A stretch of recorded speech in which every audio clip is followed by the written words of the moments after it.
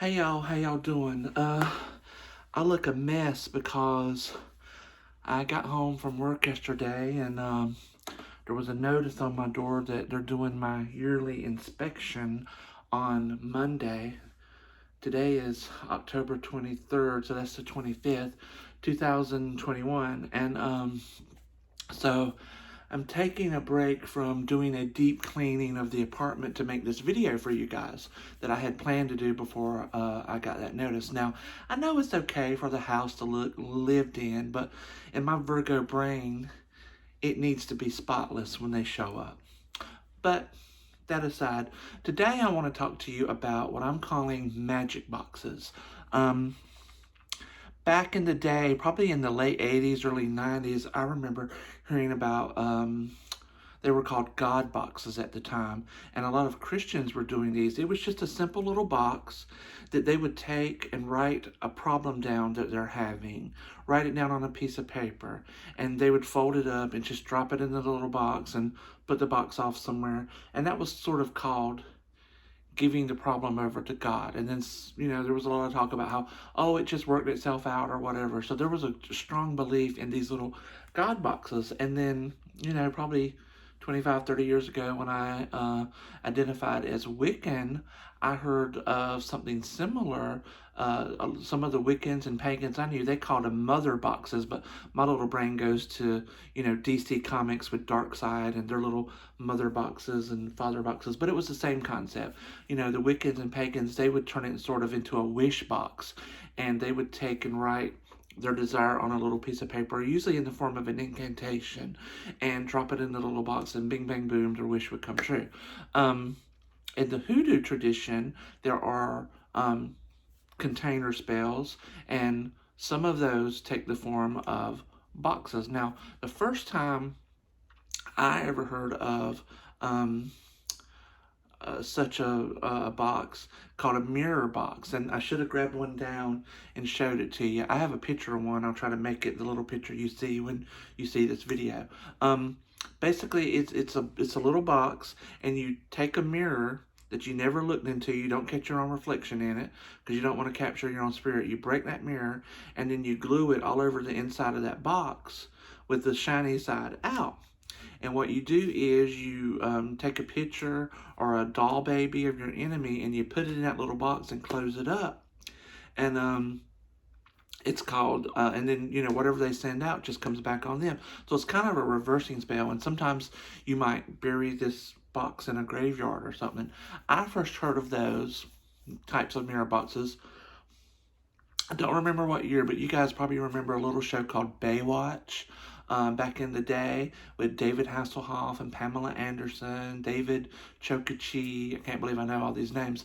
But there was a spin-off called Baywatch Nights where the David Hasselhoff character and someone else opened their own detective agency. And so this is basically like during the day they're lifeguards, at night they're detectives, and it seemed like every episode had a supernatural theme. I remember there was one episode where there was a guy who practiced magic, and he was using magic to seduce and harass young women. And Angie Harmon was in it from Law and Order, and I remember her doing a counter spell, and she was reading it out of a book, and she took a kitchen knife, and it said cast a circle. And she took the kitchen knife. I hope I can do this. I don't have anything. Pretend like I got a knife. And she cast a circle like this. I cast this circle. So she just drew a circle in front of her instead of, around her.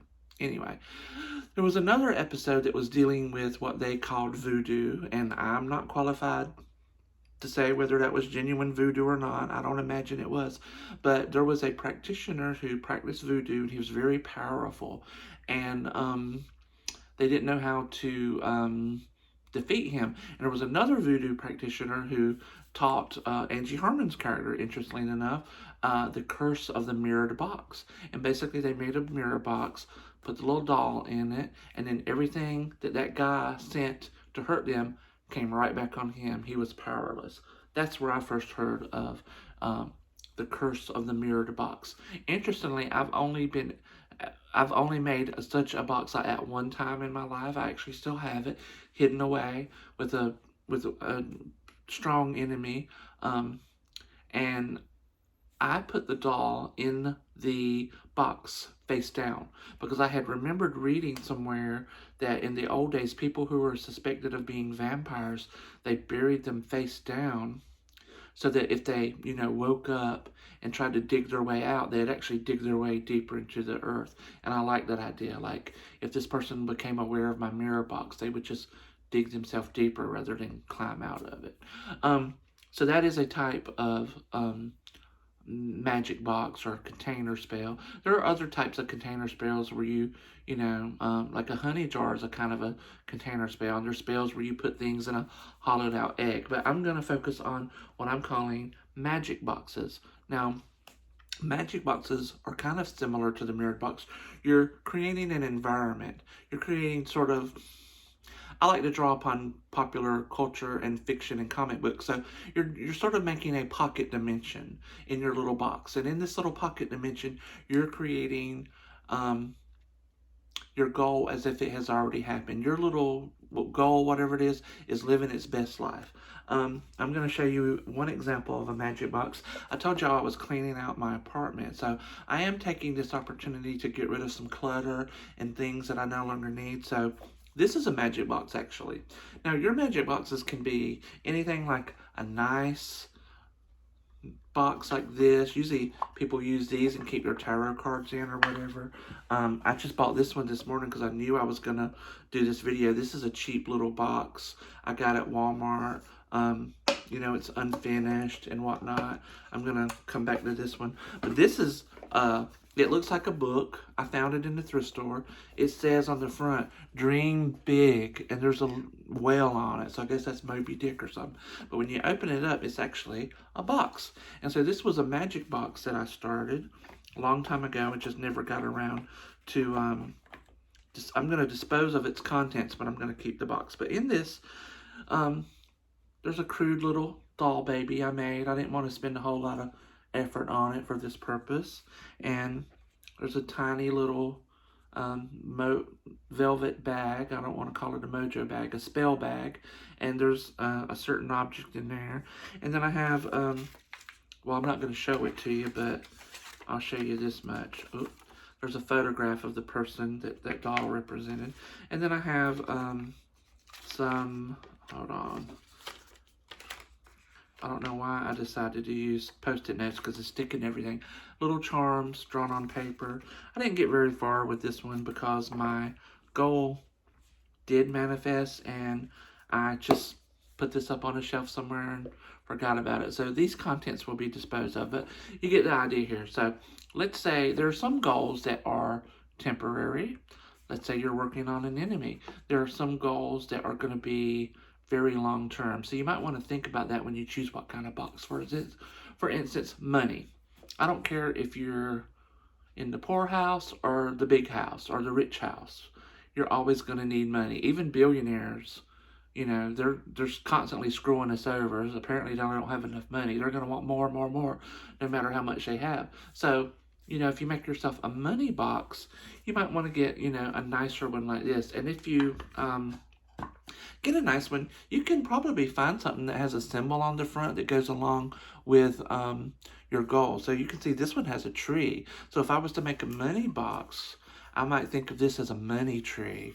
And it has a circle on it. Circles hold energy. So that's a very good, a tree would also be for health. So if you want to do a health box. So anyway, let's say I'm going to do a money box. What I do is I might make a mojo bag that I carry for a while. And then after a while, I might put it in this box. And then I might sprinkle in some chamomile in there because chamomile is said to increase the power of other money drawing products. I might keep a little vial of money drawing oil in here just so that I can pull the box down, grab my little mojo bag, feed it and put it, hold it, talk to it, put it back in there, and everything's convenient right there. I might put a little lodestone in here that I feed. I might keep my lodestone grit in here. I may even take a $2 bill and make a little seed packet out of it and stick a little silver dime in it or something. I might keep a a little cone of any type of money drawing incense, or money. I might sprinkle some money drawing powder in the bottom of it. Just anything that goes along with my goal. And this would be like my own personal sparrow kit. When I'm ready to work on my own success or money, I just grab my little box and I pull it down and I take out the things I want to use at the time. When I'm done, I close it. I put it back up. I can also, whenever I want to, take and burn a candle on top of this to charge the box and empower everything that's in here. Oh, I might put some crystals in here if I'm into crystals. And another way I would use this is, let's say today's Saturday, tomorrow's Sunday. Sunday is all about success. So let's say I wanted to burn a success candle for myself. So sometime before then, I might grab me a yellow candle, because yellow corresponds to Sunday in the sun, or a green candle for money. And of course it would have to be one of the smaller candles. I might just take that candle down, put it in this box until the day that I need it. But what's going to happen is wax is very absorbent, like a sponge. It absorbs our intentions. It absorbs the energy of things that are around it. So while my little yellow candle is in this box, it's soaking up the energy of these other money drawing products and things, right? And then on Sunday when I'm ready, I just pull my little box down. I take out my candle. I already got my oil in here, remember? So I might take something, carve my wish on the candle, dress it, set it up there, and burn it, right? And then, you know what? Let's say that's something I do once a week. I'll take another candle, put it in this box, and let it soak up some of the energy of this box. So you kind of think of this like a cell phone. You charge your phone so you can charge up these items. Sometimes I may take this box and meditate. I might sit down and lay my hands on it, meditate and visualize and pull energy down from the universe into this box, imagining this box glowing with power, and all that power flowing into the objects within and becoming like a magnet. You're magnetizing this box to attract money to you. So that's an example of how to do, say, a money box. Let's say you have and that's something that you're gonna want probably for the rest of your life. You'll be working with. So again, think about that when you choose your box. And I want to also say, wood absorbs things too. This is a wooden box. There's nothing wrong with, over time, if you feel like you need a bigger box, you can kind of transfer. But just remember, the box itself is going to absorb energy too. So think about that. Let's say you have an enemy. I do have an enemy box. And for whatever reason, let's say you can't just completely banish them. Let's say you want to punish them first. You might take a little box. This is not an enemy box. You might take a little box like this one, make a little doll of your enemy, and put things in there, your oil or what have you, put some pins in there, and just, you know what, whenever you're in a bad mood, let's say somebody cuts you off in traffic, or the cashier at the grocery store gets an attitude with you because your coupon's expired. I mean, is it coming out of her pocket? No. And you're just in a bad mood, or your boss gets onto you for whatever reason, and you just want somebody to take it out on. You're in that bad mood, you pull your little box out, pull out the little doll of your enemy and some pins you have stored in there, and you just jug the hell out of that doll. Take it out on the doll. Call curses down on this person you hate anyway. Or you might keep a piece of leather in your box. I don't have it tied around the neck and just choke the life out of them, just to punish them and hurt them. And then, when you're done with that, you can dispose of the contents. I saw this box at Walmart, and I thought it was cute. When I decided to make this video, I decided to buy this. Look at it. It's got a little heart and a little baby. Look at that baby. He's so cute. Don't you just want to boil the fat right off of him and make some candle? Did I say that out loud? Sorry. Okay. Anyway, I love that there's a heart on it, because this would be a great little box to attract your heart's desire or even love. So you can paint this if you want to red, or just put a clear varnish on it. You can change the picture. Let's say you're trying to attract love. If you have a specific person in mind and you have a picture of you two together, you can replace this picture. There's a way for you to replace this picture of the little fat baby with your own picture. If you don't have a picture of you and that person together, if you're good with Photoshop, if you're an artist who can draw, whatever your heart desire is, you can put there. And then again, you can just fill it with items for your desire. And again, if this one isn't for a specific love, this one can be changeable. Just whatever your heart's desire is at any time. Once you get one wish, you can do another. And again, you can go back to the old practice of just writing down separate things, different wishes on separate pieces of paper and placing them in this box. And then you can keep it on your altar. Again, you can hold it in your hand and pray over it for your wish to come true. Anyway, this is my entry on magic boxes. I hope you like this, and I'd like to hear how you use magic boxes in your practice. Anyway, I got more cleaning to do. I'll see you guys later.